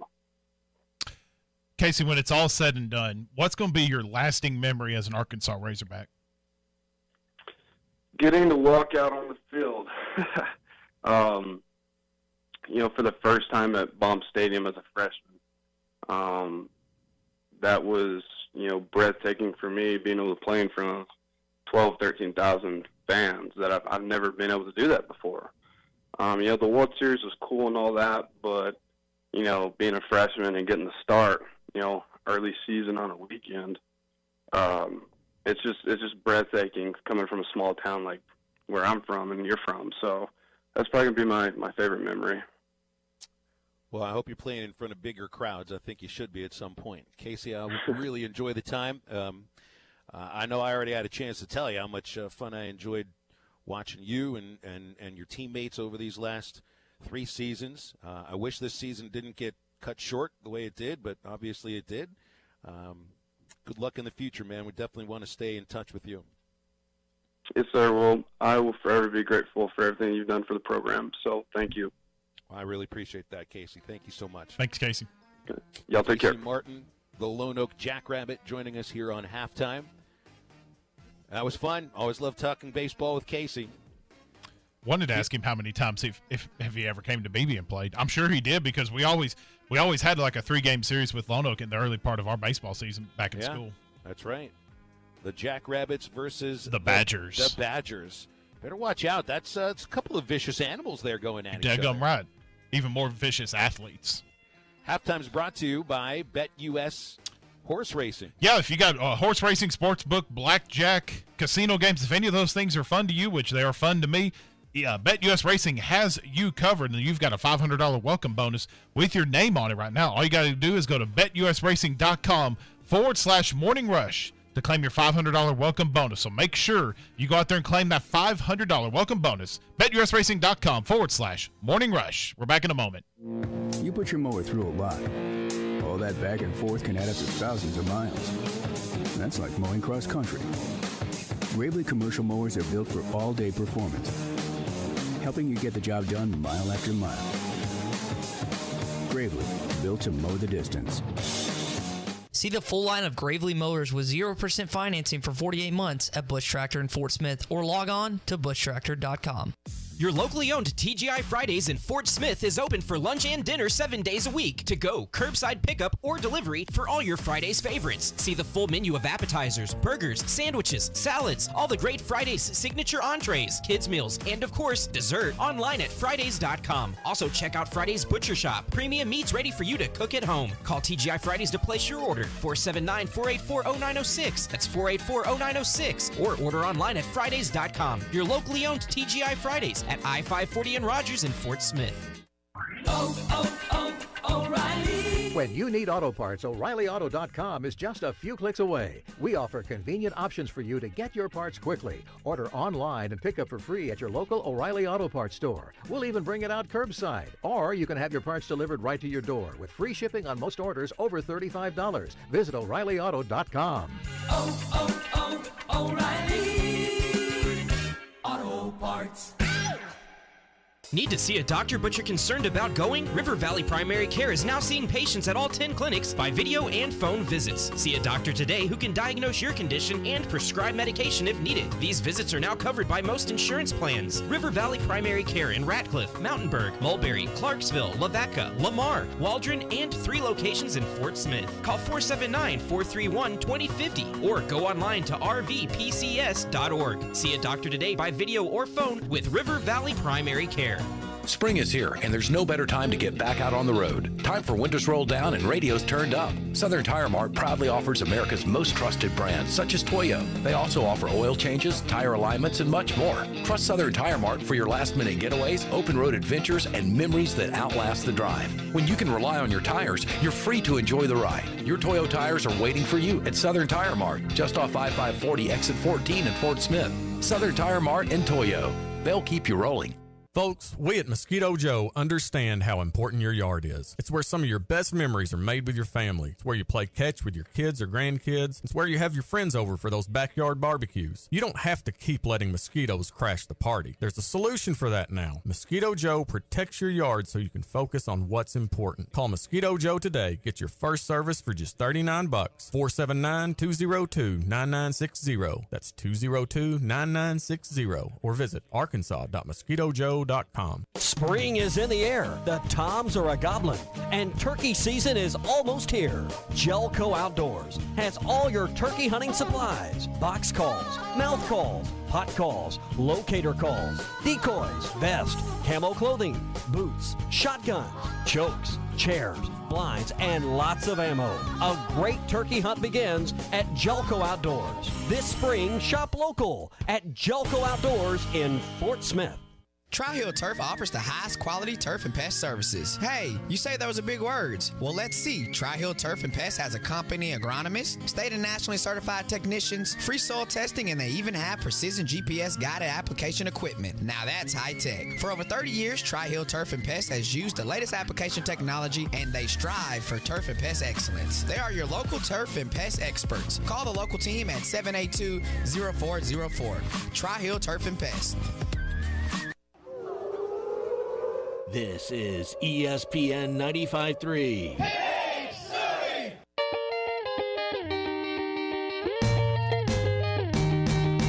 You're listening to Halftime with Phil Elson, Matty T, and Matt Jenkins. Can we turn our beds into bunk beds? Why are you guys so sweaty? All right, we've already figured out how to do this. The beds match up perfectly. And here's the thing, it'll give us so much extra space in our room to do activities. Please say yes. You don't need permission from us to build bunk beds. You're adults. You can do what you want. So, you can? No? Yes. Sweet. You can. I knew it. Okay, you guys are not going to regret this. We're going to get so much more activities done. This is the funnest night ever. we just become best friends? Yup. I think so. Got some good answers here about if he got thrown out of a game. Tweet from Josh. He got thrown out of a game coaching his daughter's 10 and under softball team because one of the parents kept trying to give the umpire a $20 bill through the fence to improve the strike zone. So he got thrown out for not controlling his fans. That's good. You're really supposed to be on top of all your fans, too. I got another one here from Barry McKnight, who's the radio voice of the Troy Trojans in the Sun Belt. He says he was thrown out of one game in his entire life. It was in Babe Ruth League. He got into an argument with the home plate umpire and threw his helmet, and he got thrown out by the first base umpire because of that. First base umpire was his father. Some good stuff, good stuff. But I figured that everybody's at least come close to it once, at least. Have you ever been almost ejected? Not necessarily from a sporting event, but what about you, Maddie? Oh, my gosh. No, probably not. I'm always well-behaved, you know. Right. I do remember playing Little League. I think it was maybe in 7th grade. And the pitcher kept, almost hitting me, you know. It would, fall short. And it's I remember I yelled at him. I go, throw it over the plate, stupid. And I don't know if that was so much almost got me ejected, but I was being a little baby about it. I had a manager once named Tom Gamboa who got in an argument with the umpires one night over the infield fly rule that didn't get called when he thought it should have been called. And then the next day, he got into a long argument with those umpires and told me that night that he was going to get ejected at the game the next day at the lineup meeting. That it was really, Gamby, how are you going to pull this off? Says he was going to go out there with a copy of the rule book in his back pocket, and after they exchanged lineups, he was going to pull the rule book out and ask the umpires which version of the rules are they playing with today. He did not do it. He wimped out. I thought this would be awesome. I'd love to see a manager thrown out of a game before it even starts, but he just couldn't do it. I think I would like to get thrown out of a basketball game before it starts, and I've got the exact way to do this without even really being a total jackass. So I don't know if I've mentioned this to you, SmackDown, but I know I did Ty. One of the things that I just don't like about broadcasting basketball games, which is different from the other sports, is that you're so close to the floor, you're on the floor, that the referees insist on a fist pound before the game. Like they go down the line. You're right. Yep. They go down the line. They give a fist pound to all the players. They come to the press. They come to the media row or the scorer's table, and they will literally wait there with their fists out until you give them a pound. So this last year, because I'm obstinate and a jackass, I basically faked a phone call every game of Arkansas's women's basketball season after the national anthem was finished. I would fake a phone call because we were at a commercial break. I would turn my back on the referees as they would come down the line, and I've got my phone up to my head. I was not on the phone. I just had my phone up to my head because I don't want to give the referees a fist pound. To me, I don't give umpires fist pounds before games. You wouldn't give a football official a fist pound before a game. Get away from me, referees. Get off my lawn. I don't care about your cooties. I don't think you've got COVID. I just don't want your fist pound. But here's the way to get thrown out of the game before it starts. They come for the fist pound. You put your hand out and drop a $50 bill in their hand. And you give them the line from Caddyshack, keep it fair, keep it fair. Keep it fair, keep it fair. And see what happens.